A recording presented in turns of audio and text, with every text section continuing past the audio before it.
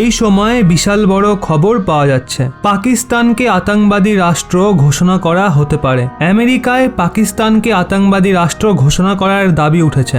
আসলে American senator পাকিস্তানকে আতঙ্কবাদী রাষ্ট্র ঘোষণা করার দাবি তোলা বিল সদনে পেশ করেছে। আর যদি এই বিল একবার সদন থেকে পাশ হয়ে যায় তাহলে পাকিস্তানের ওপর অনেক ধরনের প্রতিবন্ধকতা লাগতে পারে, সেই সঙ্গে সুরক্ষা উপকরণ এবং হাতিয়ার কেনাতেও ব্যান লাগতে পারে। আসলে রাশিয়ার রাষ্ট্রপতি পুতিনের সঙ্গে দেখা করার পর থেকেই ইমরান খান আমেরিকার নজরে চলে এসছে। আগের দিন ইমরান খান ইউরোপীয় ইউনিয়নকেও ভালো খারাপ বলে দিয়েছিল। আর এক্ষেত্রে আশঙ্কা এই বিষয়টা নিয়ে করা হচ্ছে যে আমেরিকাতে পাকিস্তানের বিরুদ্ধে করা কার্যকলাপ হতে পারে। বিল পাশ হলে পাকিস্তানের সমস্যা প্রচুর পরিমাণে বাড়বে। পাকিস্তানের সংসদে তো পুরো চাঞ্চল্য ছড়িয়ে রয়েছে, পুলিশও পর্যন্ত ঢুকে গেছিল, বিরোধী দলের সাংসদদের সঙ্গে ধস্তাধস্তি করছিল।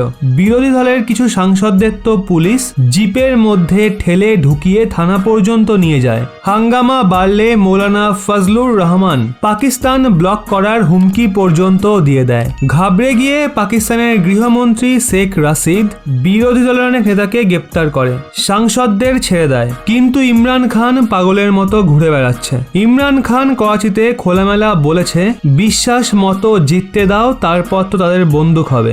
আর আসিফ আলী জারদারির মাথা কিভাবে সিংহাসন হারানোর ভয়ে ইমরান খানের ব্যালেন্স বিগড়ে গেছে। আসল যুদ্ধ তো ইউক্রেনে হচ্ছে, কিন্তু ধ্বংস ইমরান খান সরকার হচ্ছে। পাকিস্তানে এমন পরিস্থিতি তৈরি হয়েছে যে গোটা দেশ নিজেদের প্রধানমন্ত্রী ইমরান খানকে সিংহাসন থেকে উৎখাত করার জন্য মুখিয়ে উঠেছে।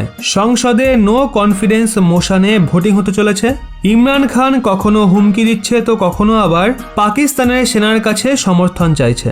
আর যখন সবাই মুখ ফিরিয়ে নেয় তখন ইমরান খান নিজের বিরোধী নেতাদের ওপর চড়াও হচ্ছে। বিরোধী দলের সাংসদদের পুলিশ টেনে হিচড়ে নিয়ে আসছে, থানায় বন্দি বানিয়ে দিচ্ছে। এই সব কিছু দেখে পরিষ্কার বোঝাই যাচ্ছে পাকিস্তানে একরকম গৃহযুদ্ধ শুরু হয়ে গেছে। আর এর পরিণতি ভীষণই ভয়ানক হতে চলেছে। বন্ধুরা, এইসব দেখে আপনাদের কি মনে হচ্ছে? ইমরান খান সরকারের পতন কি এবার নিশ্চিত? অবশ্যই কমেন্ট করে জানান।